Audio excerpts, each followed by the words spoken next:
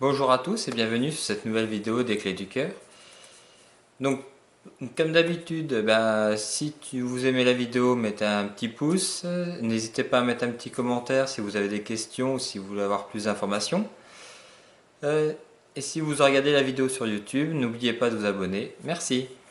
Donc pour la vidéo d'aujourd'hui, je vais vous parler des erreurs de communication qui arrivent dans le couple. Alors voilà, on fait tous des erreurs de communication au sein du couple. On utilise des mots qui ne devraient pas être dans le couple. Donc je vais faire une petite liste des mots qui reviennent assez régulièrement que je vois. Alors tout d'abord, il y a le oui mais.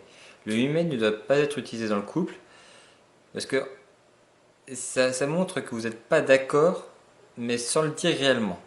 Il vaut mieux dire oui ou dire non, mais pas de oui mais, parce que ça va fermer la communication. Ça veut juste dire que vous ne faites pas attention à ce que l'autre va dire. Voilà, il vous exprime un sentiment, il vous exprime une opinion, une philosophie, et vous allez dire oui, mais. C'est-à-dire que vous êtes d'accord avec lui, mais sans être d'accord, et souvent vous allez remettre votre opinion derrière qui va être complètement opposée à la sienne. Donc ça ne doit pas se faire. Utilisez plutôt soit le oui, soit le non, et si vous utilisez le non et que vous changez d'argument, bah, énoncez votre argument. On a le droit de ne pas être d'accord et d'avoir des opinions différentes au sein du couple. Donc ensuite nous avons le tu accusateur. Alors le tu accusateur, c'est typiquement le tu as pas fait ça, tu t'es pas occupé des enfants, tu as encore laissé traîner tes chaussettes, euh, tu n'as pas mis assez de sel dans la soupe. Enfin, les tu accusateurs font vraiment mal et en fait vont être très mal pris.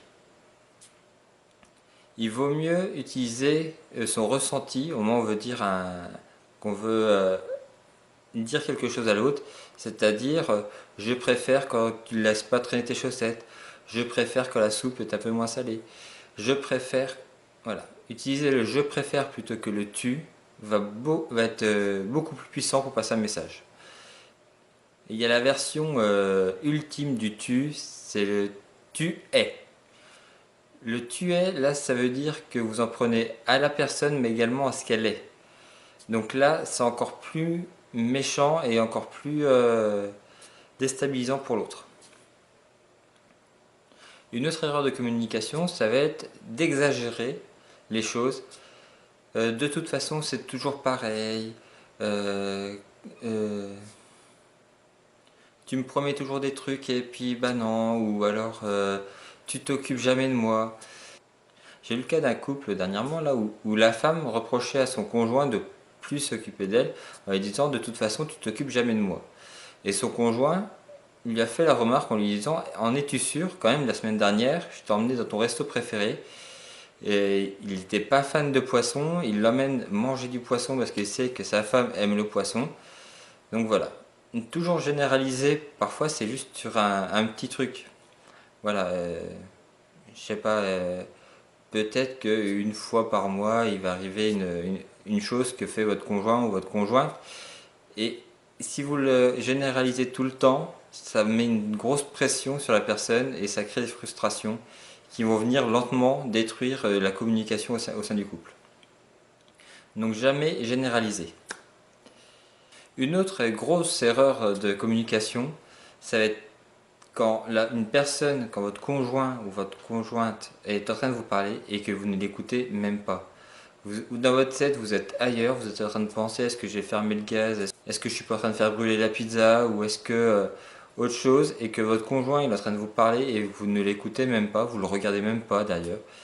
Ça c'est pareil, c'est une des meilleures façons de détruire la communication parce que l'autre au bout d'un moment ne va plus s'en sentir écouté et en ne se sentant plus écouté va lentement arrêter de discuter parce que pour lui il n'y aura pas de discussion possible.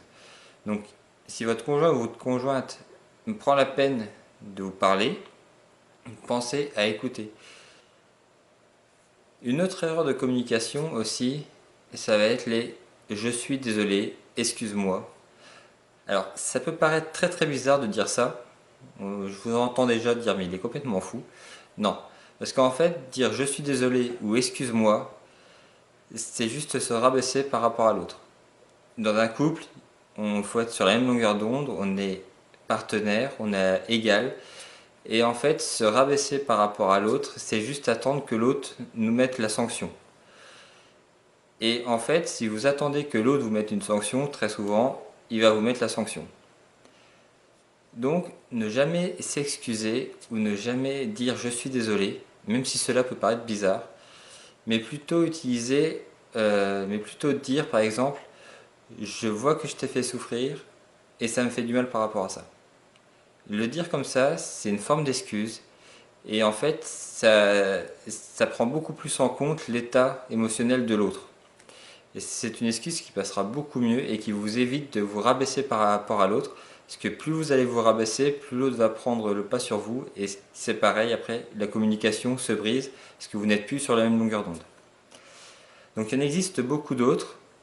Euh, Là, je vous ai dit les plus courantes que je vois sur mes consultations.